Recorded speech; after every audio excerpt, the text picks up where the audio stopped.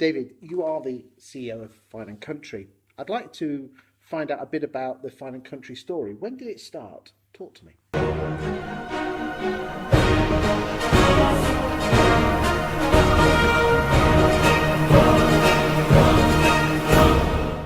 Sure. So the slightly longer version of the story, I guess, is that Fine & Country actually started through our sister company, the Guild of Property Professionals, which was called the Guild of Professional Estate Agents, if you go back in time. So that started probably 26, 27 years ago by my father, Malcolm.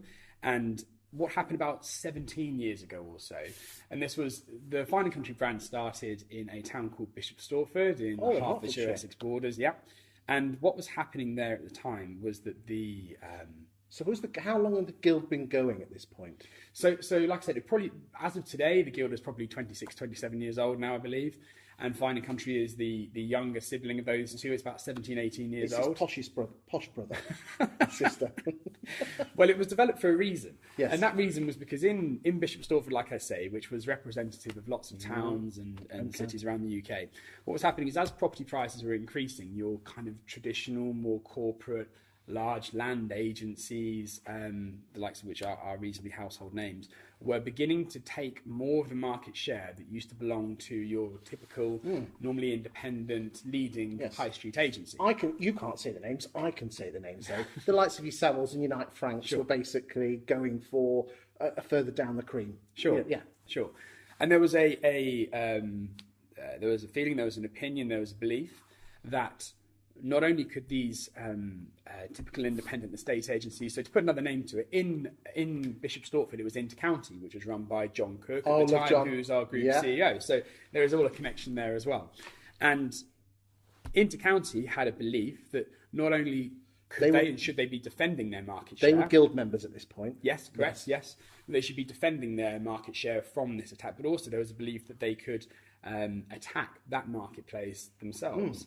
And to cut a long story short, that's where the Fine & Country brand came from, was to arm those sorts of estate agencies with the branding, the marketing, the tools, the differentiation to win market share in that upper quartile, we call it, of their marketplace. So what were the early lessons? Was it just a Guild members thing or did you have to be a Guild member to have Fine & Country, or were they separate? No, it was offered to Guild members first, and then opened up to the wider marketplace. And I think that the key differentiation was just that, was differentiation. And this is the backbone behind Fine & Country, really, and it's probably a longer topic. But what you couldn't do was to put a wrapper around a traditional offering and expect for that to compete in the upper end of the marketplace. It had to be differentiated for that. Yes, market. I mean, there's plenty of estate agents out there that will basically put their logo and then just put the word exclusive homes underneath. We see this we see it all the time, and there are the same few things that happen. They'll call it exclusive, prestige, signature, whatever you want to call it. Insert the word here. They'll colour the logo a little bit darker usually, or they'll have a slightly different sale board. It gives a bit of class. Maybe have a different website or a property specific website and a Rightmove premium listing, and that constitutes it.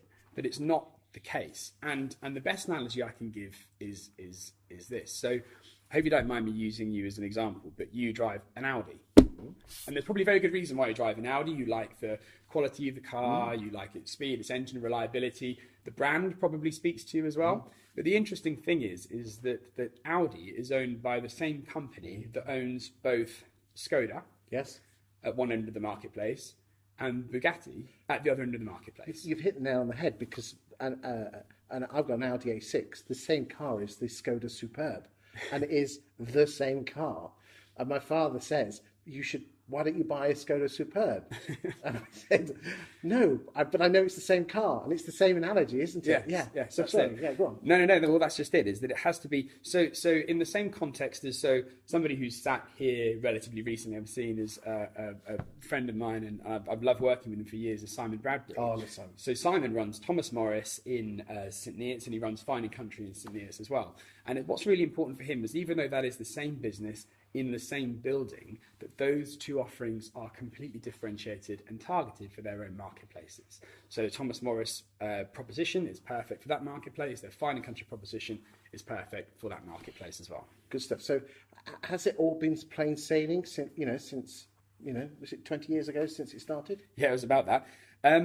It's the brand has grown very, very quickly, and really that's because of our business model, I think, which maybe we can come on to later on.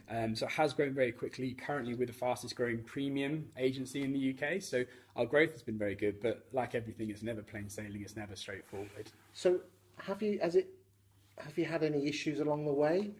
I think that probably the biggest issue that we've faced as a company, I think, happened about 5 or 6 years ago. And they always say that imitation is the best form of flattery, or whatever that saying is. And what happened? Yeah, please don't mention any names, by the way. Yeah. I won't. It probably suits me not to mention any names. But what happened in that period of time was there was a large national company who, to cut a long story short, was imitating or riding for the coattails of our brand. They wanted to get into that either that marketplace or use the goodwill that we've built up. And again, to cut a long story short, there was an escalation. There was a big legal battle all the way up to the Court of Appeal. We were successful in that, and we protected our brand, which was important, one, to look after our licensees and our customers, obviously, from that attack, that unfair attack. But secondly, it reinforced the brand. It was a quite a pivotal moment that crystallized the strength of the brand and how protected it was. What did you learn, though, from that, both for yourselves and for your clients? Do you know what was funny? Is there was, obviously, from a legal point of view, you learn a lot. You're involved in trademark law, in IP law. You learn a lot from that side of things. But what we learned about the network was the power of them coming together. Because what we needed to do was, like you'd imagine, in these things you need proof, you need evidence, and you need the network to help to come together for something like this. And they did. It was unbelievable. They all immediately helped. They gave supporting evidence. They gave whatever we asked for. We had to ask them for a lot to help in this fight. And that was the thing that we learned most. How did you feel about, your family business going through the mud in the courts? A necessary evil. It was the right thing to do. It was a hard decision, and it was a little bit David and Goliath.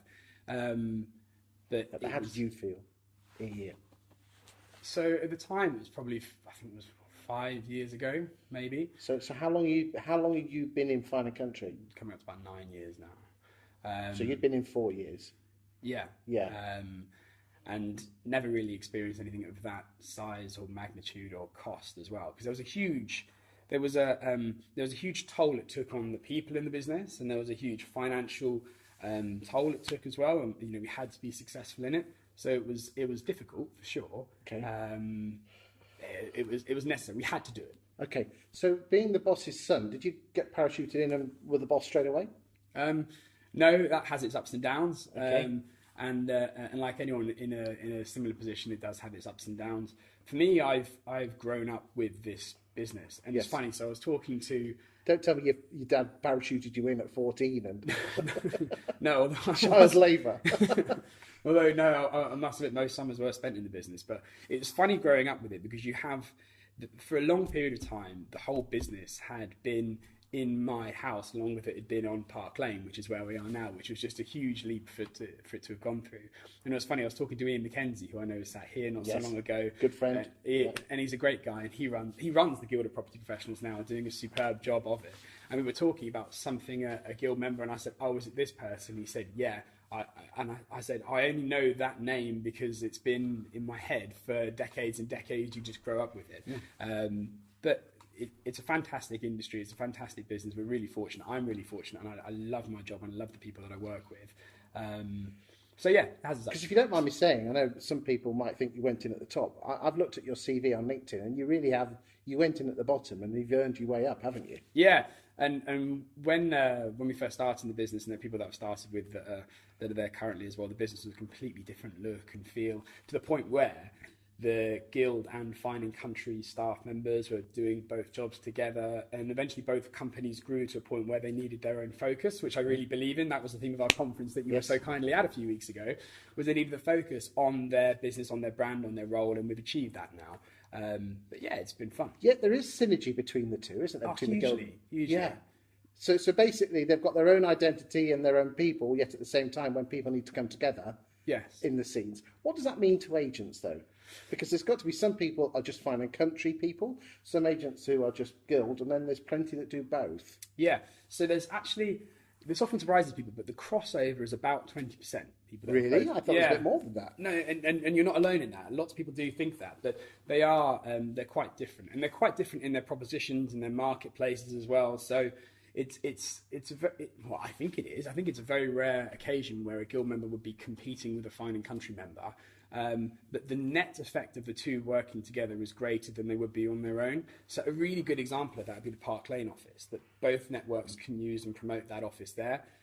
It would be too much for one to take on their own. The rents on Park Lane aren't cheap, as you can imagine. Do you think that more guild members should be more fine and have both? Do you think?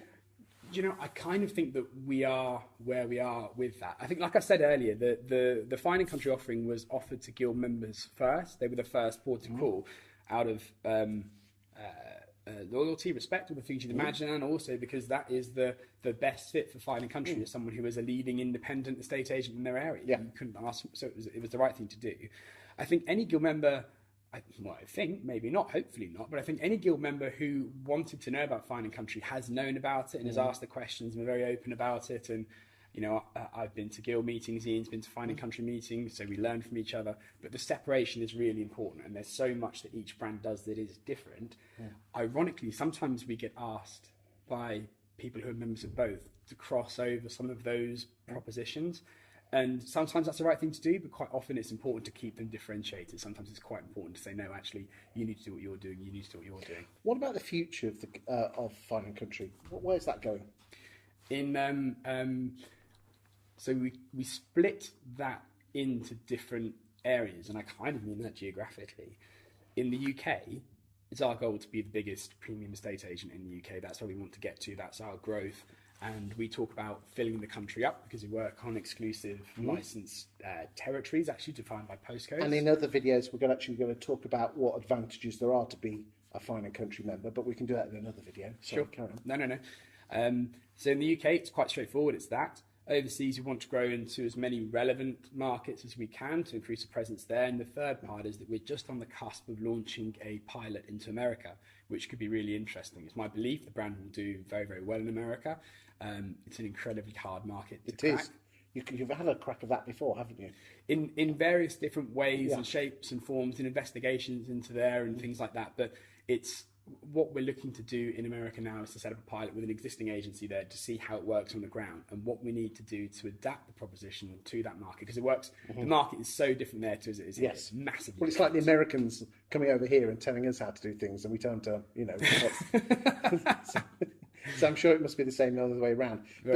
But what can the fine and country do in the future for its members? Because at the end of the day, that's the most people who are watching this. What's in it for them to stay with you guys? Sure. In relation to what? Do you mean the changing market or the changing industry? Or well, we're going to do other videos about selling, how to attract people to a posh end agent, the top quartile, and how to sell properties. But just and why you're worth the money. I think what I'm trying to get across is there's going to be plenty of people out there that think they want that help to go up against, again, I'm using my words, you can't say, your Savs and your Franks. What can the fine and country do to help them beat those guys? Sure. In an overall sense, without getting into too much of the detail, there's an expression that Simon Bradbury, I'll pick on him again because he's easy for me to pick on. He used a couple of years ago, which really stuck with me, is we were talking about something, I can't remember what it was, but he said, see, that's why I love finding countries, because I can get on and be an estate agent. I can do what I do best, run my estate agency business, and I don't have to worry about what my next marketing campaign looks like, what my next point of differentiation is, what my next IT tool is, because I know that's going to come from you guys, i.e. us. And it's that relationship which works so well, so they can rely on us to keep them at the forefront of the new trends, technologies. And you're a good example of that. So you came to our conference and you said, look guys, this is where the future of the industry is going, and this is videography, this is your publicity, this is your profile, this is becoming a digital mayor. And they can rely on us to introduce them to people like you, or Paul Long, who was on stage at the same time as you, was absolutely superb as well. And that's part of what we help them with. Good stuff. Maybe we could talk about this in greater detail in other videos. Sounds good. Thank you. Thank you.